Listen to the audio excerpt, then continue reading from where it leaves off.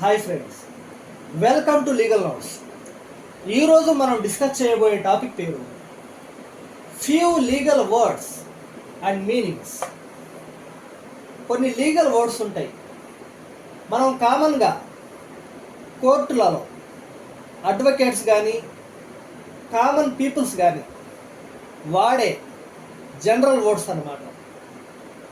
మీలో కొంతమందికి ఈ వర్డ్స్ యొక్క మీనింగ్స్ తెలియవు, కొందరికి తెలుస్తాయి, కొందరికి తెలియవు. కొందరికైతే వాడుకలో ఉండే వర్డ్స్ అవి. ఆ వర్డ్స్ ఏవి, వాటి మీనింగ్స్ గురించి సింపుల్గా ఈ వీడియోలో తెలుసుకుందాం. ఫస్ట్ది prosecution, second one jurisdiction, third one subpoena, fourth one verdict, fifth one litigation, sixth mortgage, appeal, affidavit, settlement and bail. అంటే ఏంటి? A legal team trying to prove someone guilty or someone committed a crime is known as prosecution. జనరల్గా prosecution అంటే ముందుగా గుర్తు వచ్చేది police. State government వల్ల కానీ central government వల్ల కానీ నియమించబడిన నిఘా వర్గాలు, ఇన్వెస్టిగేషన్ ఏజెన్సీస్ ఏవైతే ఉంటాయో వాటిని ప్రాసిక్యూషన్గా పరిగణింపబడతాయి. వాళ్ళు ఒకరిని దోషిగా తేల్చడానికి ఇన్వెస్టిగేషన్ అండ్ ఇంట్రాగేషన్ చేస్తూ ఉంటారన్నమాట. వారిని ప్రాసిక్యూషన్గా చెప్పబడతారు. మరి రెండవది జ్యూరిస్డిక్షన్. జ్యూరిడిక్షన్ అంటే the authority of court to hear the case. Court యొక్క విచారణాధికార పరిధి ఏదైతే ఉంటుందో దాన్ని ప్రాసిక్యూషన్, దాన్ని జ్యూరిడిక్షన్ అంటారు.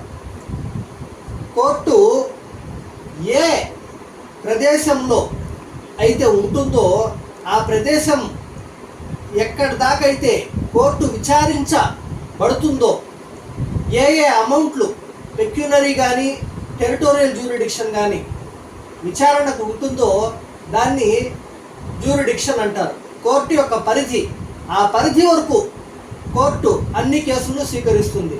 ఆ పరిధి దాటితే కోర్టులు స్వీకరించబడతాయన్నమాట. For example, one town, Nellore అనుకోండి.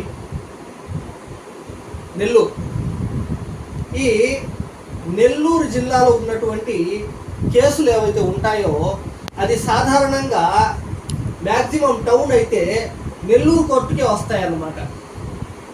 This is nothing but territorial jurisdiction. అలాగా స్మాల్ ఎగ్జాంపుల్ అంతే. జ్యూరిడిక్షన్ అనేది దాని మీనింగ్ అది. Next subpoena. What is subpoena? The court order requiring someone to appear and provide document.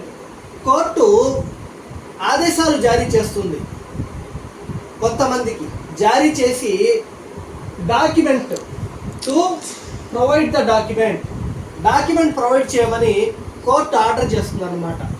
దాన్ని లీగల్ లాంగ్వేజ్ సబ్పోయినా అంటారు. The court subpoena అంటే court order requiring someone to appear before court and provide the document, దీన్ని subpoena అంటారు. Next verdict. Verdict అన్న, degree అన్న, judgement అన్న, order అన్న అన్నీ ఒకటే. Verdict is nothing but judgement, degree, order. Verdict అన్న, జడ్జిమెంట్ అన్న, డిగ్రీ అన్న అన్నీ ఒకటే అన్నమాట. Final decision of judge and jury. Judge యొక్క ఫైనల్ డెసిజన్ని వర్డిక్ట్ అంటారు. Next litigation. The process of taking legal action, nothing but ప్లెయింట్. ఒక కోర్టులో కేసు ఏదైతే ముందు వేస్తామో దాన్ని పిటిషన్ అంటారు. ఆ పిటిషన్ లేదా ప్లెయింట్ వల్ల ప్రారంభమయ్యే ప్రాసెస్ ఏదైతే ఉంటుందో దాన్ని లిటిగేషన్ అంటాము.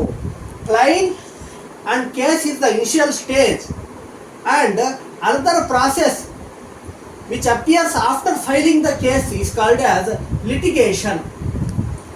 After filing the case, the process which takes place is called as litigation. Next, mortgage, the loan agreement to buy property. Mortgage అంటే ఏదైతే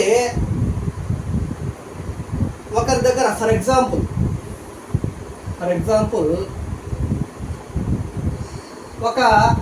ఎగ్జాంపుల్ ఏ అనే ఆ వ్యక్తికి